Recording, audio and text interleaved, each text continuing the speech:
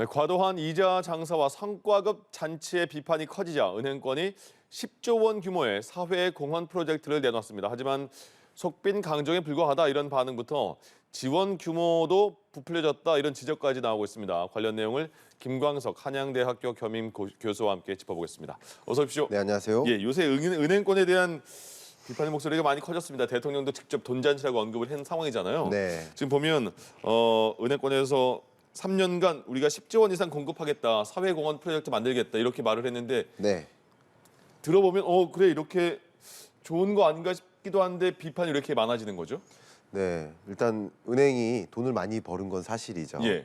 네, 금리 인상기에 서민들은 고금리에 허덕이고 네. 또 이자 상환 부담 가중되고 예. 기업들도 대출금 갚느라고 정말 이 사업 해야 되나 하면서 사업을 철회하고 네.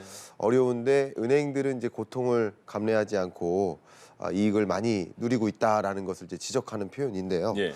그래서 이제 얼마 전에 10조 원 가량의 소위 사회공헌 프로젝트로서 조성을 했다라고 이렇게 표현을 했는데 예. 뭐 한다는 거예요? 이것은 그거? 정확히 보면 사회공헌 사업 자금을 활용해서 저소득이나 저신용자를 지원해 주는 거, 이 영역에 약 3조 원 정도, 그리고 중소기업 특례 보증을 위한 또 추가 출연, 이것도 3조 원 정도, 또 서민 금융 상품이죠. 이것을 더 많이 공급하겠다라는 방향으로 4조 원 정도, 예. 결국 10조 원 정도인데 이 10조 원이라는 게 보증 재원의 승수 효과를 반영한 겁니다. 너무 어려워요. 네, 좀 어렵죠. 예. 그러니까 결국은 예를 들어 보면 중소기업 보증 지원 재원이 1,600억 원입니다. 그럼 이것을 활용해서 공급을 하겠다라는 것인데 이 보증 배수가 12배예요. 결국 보증 지원 재원은 1,600억 원인데 이 보증 배수 12배수를 적용하면 곱하면 2조 원 정도가 됩니다. 결국 보증 지원 재원 규모를 가지고 얘기한 게 아니라 그것으로 인해 나타나는 효과 중심으로 이야기한 거라고 볼 수 있겠죠. 그래서 이제 어떻게 보면 은행이 뭐 마련하기로 뭐 10조 원 가량 뭐 이렇게 얘기했지만 예. 뭐 사실은 기존에 3년간 5천억 원 정도의 공동 사회공헌 사업 재원이 있는데 예. 그것은 그대로 있어요. 그러니까 결국 이런 면에서 너무 부풀리기 아니냐 이렇게 표현하고 있는 겁니다. 예. 제가 많이 자세히 못 알아들었는데 일단 네. 이제 약간 뻥튀기다 이런 느낌이 큰 겁니까 그럼? 네. 한마디로? 굳이 따지면 예. 예를 들어서 제가 우리 앵커님께 예. 1,000만 원을 빌려드려요. 네네. 근데 1,000만 원이 있으면 좀 안정적으로 살 수 있는데 예. 1,000만 원 지원을 만약에 못 받으면 예를 들어서 예. 다른 어떤 기회를 잃어요. 그래서 네. 예를 들어서 뭐 1억 정도의 기회를 잃어요. 예, 예. 1,000만 원만 있으면 됩니다. 네네. 그러면 저는 지원해 준 게 1,000만 원이죠. 예. 그러나 1,000만 원 지원에 따른 효과는 1억인 거죠. 근데 1억을 말한다고 은행들은 1억을 말한다는 그렇죠. 거예요? 그게 이제 보증 배수를 아. 적용해서 하는 것이다라는 것인데 예. 지원 금액이 늘어났다기보다는 지원 효과가 그렇다. 어떻게 보면 이제 비은행권 입장에서는 네. 부풀리기 아니냐라는 예. 지적을 할 수 있겠고 그렇군요. 은행권 입장에서는 뭐 당연히 그렇게 계산하는 것이다라고 표현할 수 있겠죠. 예. 네. 그러니까 시각에 따라서 다른 거는 분명하네요. 사실. 네. 예. 어쨌든 이게 부풀리기다라는 그런 비판을 받고 있는 그 정황이 이러하다라고 말씀드렸습니다. 그렇군요. 예. 대통령도 어제 비상경제 민생 회의를 주도하면서 은행권 너무 과점해 있다. 독점은 네. 아니지만 과점이잖아요. 지금 상황이. 네네. 그래서 그 금융권도 완전 경쟁 체제로 유도를 하겠다 이렇게 말을 했습니다. 네. 그러면 이게 어떻게 바뀐다는 거죠? 네, 일단 우리나라에서 5대 은행 있죠. 예. 이들의 수신액이 전체 수신 규모에서 대략 63.4%를 차지합니다. 대출과 같은 여신에서는 이 5대 은행이 74.2%를 시장을 점유하고 예. 있습니다. 과점적 성격이 있다는 거죠. 예. 매우 유사한데요. 역시 통신업도 그렇습니다. 통신업 같은 경우도 3대 통신사가 83.3%의 통신 서비스를 시장을 점유하고 있죠. 예. 이런 것들이 이제 과점적 성격에 있다 이렇게 네. 볼 수 있겠어요. 근데 이럴 때 과점이면 있을수록 가격을 올릴 이유가 많아요. 예. 가격을 내릴 이유가 상대적으로 적어요. 네. 서비스 퀄리티를 올릴 이유가 별로 없어요. 예. 독점일수록 그렇습니다. 그렇죠. 독점, 과점, 완전 경쟁 예. 이렇게 가는 건데 완전 경쟁화 시킨다면 예를 들어서 5대 은행의 시장 점유율을 이렇게 뭐 75%가량 나눠 갖는 방식이 아니라 10대 은행 20대 은행 이렇게 되면 점점 경쟁하니까 네. 서비스의 퀄리티는 높아지고 가격은 떨어뜨릴 수 있겠죠. 이자율도 예. 떨어뜨릴 수 있겠죠. 왜냐하면 경쟁에서 살아남으려면 그렇죠. 낮은 금리를 적용해야 돼요. 예. 그래서 예를 들면 지금 가장 짧은 시간 안에 대응이 가능한 것이 인터넷 전문 은행 있지 않습니까? 네네. K뱅크 그리고 카카오뱅크 이런 인터넷 전문 은행들이 대면 서비스업도 할 수 있도록 예. 은행 서비스업을 충분히 할 수 있도록 전면적으로 규제를 완화하게 되면 완전 경쟁에 가깝게 그러면 기존 대형 시중 은행들이 이런 테크놀로지 기업들과 대면 서비스업에서도 경쟁을 해야 되는 네. 거죠. 그런 방법도 있다라는 예. 것을 우리는 생각해 볼 수 있겠죠. 그렇게 완전 경쟁을 유도하면서 서비스의 퀄리티는 올리고 금리를 비롯한 가격은 좀 낮출 수 있게 유도해 보겠다라는 취지라고 해석해 볼 수 있겠습니다. 그렇군요. 근데 은행권의 반응을 보면 아니 우리 사적 기업 아니냐.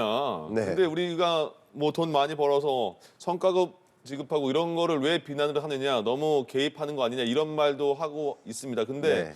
사실 은행이 그 위기가 있을 때 정부가 도와주잖아요. 네. 그러니까 이게 과연 은행을 사기업만으로 볼 수 있느냐 이런 문제, 네. 또 공공성도 분명히 있다 이런 반론. 네. 어떻게 봐야 되는 거예요? 은행의 우리 책임? 시청자 여러분을 위해서 이렇게 설명을 잠깐 드리면 네네. 우리가 주로 이용하는 이런 재화 예. 그리고 서비스는 공공재냐 민간재냐 이렇게 예. 구분을 합니다. 네. 공공재는 가장 대표적인 게 전기죠, 네. 수도 이런 것들입니다. 그리고 민간재는 여러분이 지금 입는 이런 옷이라든가 자동차라든가 스마트폰 이런 거예요. 예. 근데 이게 공공재냐 민간재냐를 구분할 때 공공재적 특성은 뭐냐면 가장 중요한 원칙이 분배입니다. 모두가 균등하게 누릴 수 있어야 돼요. 예. 근데 민간재는 가장 중요한 기준이 효율성의 잣대예요. 결국 민간재를 생산하는 기업은 효율적으로 생산해야 돼. 다른 말로 이윤을 극대화하는 게 원칙입니다. 예. 그럼 이 금융 서비스는 과연 공공재일까? 공공재적 성격이 있죠. 근데 민간 서비스임은 틀림이 없습니다. 예. 근데 통신 서비스도 마찬가지예요. 공공재적 성격이 있습니다. 네. 근데 이거 없으면 안 돌아가잖아요. 예, 예. 우리나라 5,500만 정도가 이동통신 서비스에 가입되어 있습니다. 네. 그러니까 2개 이상을 가입한 경우가 있기 때문에 이 정도이니까 이것은 공공재로 봐야 되는 거 아니냐 하는데 예. 또 여러 가지 반론의 여지가 있습니다. 왜냐하면 자동차 없으면 우리나라 돌아갈까요? 그럼 자동차를 생산하는 기업도 공공재적 성격이 있죠. 예. 스마트폰 없으면 돌아갈까요? 스마트폰 생산하는 것도 역시 공공재라고 또 생각해 볼 수 있겠어요. 예. 다 마찬가지입니다. 철강도 마찬가지고요. 제약, 약 없으면 어떡합니까? 쌀 농사는 어떻습니까? 예. 그러니까 여러 가지 산업에 걸쳐서 공공재냐 민간재냐를 명확히 구분하는 기준이 없어요. 사실 네. 어려워요. 그러나 어쨌든 공공재적 성격이 있고 국가가 그런 어려운 상황에서 보호를 해주고 있기 때문에 강하게 또 규제도 적용하고 있기 때문에 예. 공공재적 성격, 공공기관의 성격, 그래서 금융기관이라고 표현하잖아요. 네네. 그래서 두 가지를 다 겸비하고 있다. 그런 면에서 어떻게 보면 적절한 균형의 미가 필요하지 않을까. 과한 관치금융 이것도 좀 피해야 될 것 같고 그렇다고 온전히 시장에 맡기는 것도 어려움이 있지 않을까. 적절한 균형이 필요한 시점이 아닌가 생각합니다. 그렇군요. 은행권이 지금 많은 비판과 또 대통령까지 이렇게 그 질책을 하니까 네. 급해진 느낌이 들어요. 어떻게 네. 또 대안을 너무 빨리 내놓은 게 아닌가 싶기도 하고요. 또 네. 만족할 만한 대안을 또 강구를 해서 어떤 대안이 나올지 기다려 봐야겠습니다. 맞습니다. 부동산 시장은 굉장히 이제 주위에서 보면 야 이거 집을 지금 살 때냐 말 때냐 살 때가 맞냐 네. 막 이런 얘기도 많이 하잖아요. 네. 근데 지금 보면 서울의 아파트 실거래가가 지난해 보니까 20% 넘게 떨어졌다고 합니다. 네. 지금 이거를 그럼 저희가 어떻게 받아들여야 되는 거죠? 예, 맞습니다. 지금 바닥이냐 아니면 예. 바닥이 아니냐 네. 이거 가지고 굉장한 논란이 있습니다. 근데 어쨌든 실거래가 서울시 아파트 실거래 가격 이게 지금 이 연간 22.09% 대략 22%가 떨어진 거라고 볼 수 있습니다. 예. 근데 한국부동산원에서 이 실거래가 지수를 추계한 게 2006년부터인데 네. 그 이후에 가장 가파르게 떨어졌었던 게 2008년 예. 글로벌 금융위기 때 네네. 그때 마이너스 10.21%입니다. 그러니까 그때 마이너스 10% 빠졌는데 예. 이번에는 22% 엄청나네요. 마이너스니까 예. 역대 최고 수준으로 빠지는 흐름이다. 예. 이렇게 생각할 수 있겠죠. 이건 소위 말하는 폭락세에 가깝고요. 전국도 마찬가지죠. 전국도 16.84%나 떨어졌으니까 네. 굉장히 강한 하락세가 이어지고 있다. 이것은 22년부터 정부가 굉장히 강하게 규제 완화 드라이브를 가지고 부동산 시장을 연착륙시키기 위해 노력하고 있는데 예. 정책 외에 나머지 여러 가지 변수들이 부동산 매매 가격에 영향을 미치기 때문에 그 나머지 변수라 한다면 결국 수요와 공급이죠. 네. 공급은 많아지고 수요는 얼어붙어요. 또 이렇게 만들어진 그 배경이 거시경제 여건 아니겠습니까? 예. 금리라는 거죠. 그런 관점에서 이렇게 실거래가가 크게 떨어지고 있는 상황이고 지금은 이게 우려할 만한 수준이다. 금융위기 그 이후에 금융위기를 포함해서 예. 이 아파트 매매 가격이 이렇게 가파르게 떨어진 적이 없었기 때문에 예. 이것은 이미 경착륙이 진행된 것이다. 아. 이렇게 표현해 볼 수 있겠습니다. 여러 가지 요인 말씀해 주셨는데 이렇게 20% 넘게 떨어진 게 처음이라고 한다면 그럼 그 전에가 너무 불합리하게 올라 있었다는 뜻도 되지 않을까요? 네, 그렇게 해석하시는 분들도 많이 예. 계시죠. 어쨌든 오를 때 많이 올랐고 네. 집을 많이 보유한 그 투자자들은 또 많은 돈을 벌었기 때문에 그렇죠. 그것을 이제 상쇄해야 되는 거 아니냐라는 논란도 있습니다. 물론 예.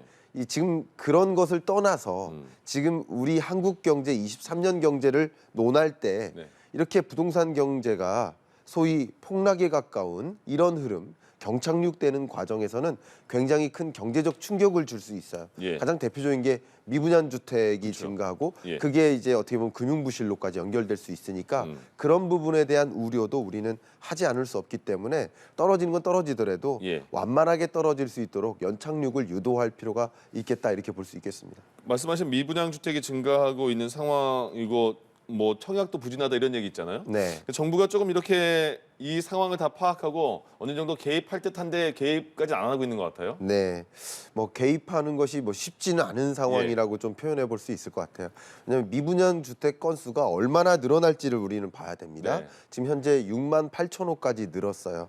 근데 정부가 판단하기를 특히 국토교통부 산하에 국토연구원이 있습니다. 네. 여기서 이번에 보고서를 냈는데 미분양 주택이 우리가 위험한 수준 그걸 정했는데 대략 10만 6천 호 정도를 상회하면 그걸 넘어서면 좀 위험하다. 네. 적신호다 이렇게 표현했는데 추산을 해보면 최대 약 16만 8천 호까지 늘어날 수도 있다. 어떤 시나리오에 따르면 예. 그렇게 표현하고 있습니다. 그래서 지금 현재는 6만 8천 호니까 네. 어떻게 보면 위험 수준에선 아직도 밑에 있고 어떻게 보면 이 시나리오별로 분석이 다르겠지만 최대 16만 호까지도 올라갈 수 있다라고 가정을 한다면 예.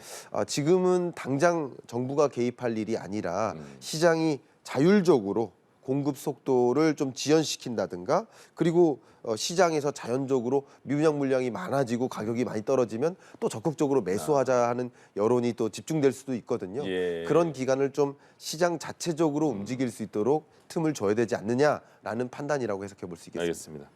주택담보대출의 변동금리 기준이 되는 게 코픽스라고 하는데 네. 코픽스가 2달 연속 하락세를 기록했다고 해요. 그러면 주택담보대출, 전세대출 금리 여기에 또 어떤 영향을 미치는 건가요? 네, 일단 코픽스가 4.29%에서 3.82%로 정말 오랜만에 3%대로 떨어졌습니다. 예. 이 코픽스는요, 소위 말하는 은행이 뭐 사업을 하려면 자금을 마련해야 되잖아요. 네. 저축도 받아야 되고 예. 한국은행부터 돈을 빌려야 되고 네. 그 자금을 마련하기 위해 들이는 비용이라고 볼 수 있을 것 같아요. 근데 이 비용이 올라가면 올라갈수록 상대적으로 대출 금리가 올라갈 가능성이 그렇죠. 일반화해서 있겠죠. 빌려줄 때 그래서 충당이 앞으로 대출 시중 금리가 어떻게 움직일까를 판단하는 선행 지표격인데 예. 그게 이제 하락했기 때문에 주택담보대출 금리도 4%대로 또 안착될 수 있지 않을까 하단 기준으로 했을 때 예. 그렇게 좀 우리는 생각해 볼 수 있겠습니다. 근데 대출 금리가 내리고 있다고 하는데 네, 이게 변동금리가 적용되면 계속 그 왔다 갔다 하는 거잖아요. 네, 근데 대출 금리가 지금 내리고 있다. 은행들이 내릴 것이다. 내리고 있다. 근데 기존에 대출 받은 사람은 아직도 높다 이렇게 말을 하고 있어요. 맞습니다. 어떻게 되는 거예요? 지금 그럼? 말씀드린 것은 대부분 신규 취급액 기준입니다. 앞으로 그죠? 지금부터 이제 과거에 대출을 받으셨던 분은 6개월마다 변동금리를 적용받기 네네. 때문에 현재는 체감할 수가 없습니다. 그러니까요. 예를 들어서 지금으로부터 이전에 대출을 받으신 분은 변동금리가 적용된다 하더라도 예. 당장 적용되진 않는다. 그래서 앞에 코픽스 금리 말씀드렸잖아요. 네네. 그 값은 신규 취급액 기준이고요. 잔액 기준 코픽스 코픽스 지수로 보면은 오히려 12월보다 1월에 올라갔습니다. 예, 예. 여전히 기존 대출자는 금리가 아직 안 잡힌 것이다. 이자 상환액이 줄어들지 않는 것이다라고 느끼실 가능성이 있겠습니다. 그러니까 그거는 지금은 당장 뭐 그거는 해결할 수 있는 방법이 없는 거잖아요. 당장 여러분이 해결하실 수는 없겠다고 보겠습니다. 알겠습니다. 자세한 내용을 잘 들었습니다. 한양대학교 김광석 겸임교수와 경제 이슈 짚어봤습니다. 고맙습니다. 감사합니다. 네.